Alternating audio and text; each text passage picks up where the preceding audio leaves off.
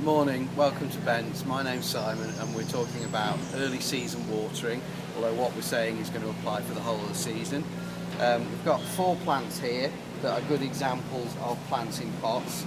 Rhododendron at the end. A good way of telling whether something needs a drink is simply to pick it up, and if it feels light then obviously it needs a good soak. And it's important when you're watering to make sure that the whole of the root ball gets wet, not just the top.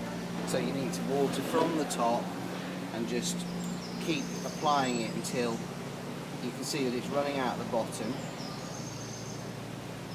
If it runs out quickly, it's often an indicator that the root ball is very, very dry and that it's actually just going down the side of the pot, in which case you'll probably need to give it another soak, but just do it until the pot feels damp. I've got an example here of a marguerite, which is a good example of a large plant in a relatively small pot, and because you've got a huge surface area leaf there, that's going to be transpiring, i.e. losing moisture through those leaves all the time, and that's going to need watering a lot, relatively speaking.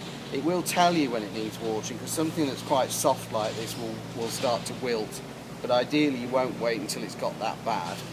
The pyracantha, on the other hand, is just something that we find needs an awful lot of moisture, but again it's a good example of a large plant in a small pot.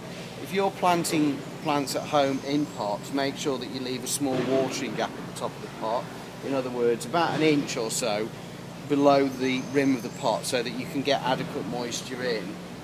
And the final plant we've got here is a yucca, which is an example of a plant that actually likes to be on the dry side, and drainage is key. And anything spiky or succulent often is telling you that it comes from somewhere very dry and that it doesn't need very much moisture. And with those sort of plants, you tend to find that the problem is keeping them dry enough if we're having a very wet spell.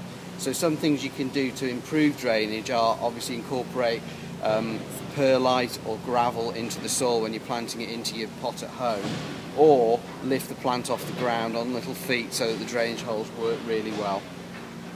Okay.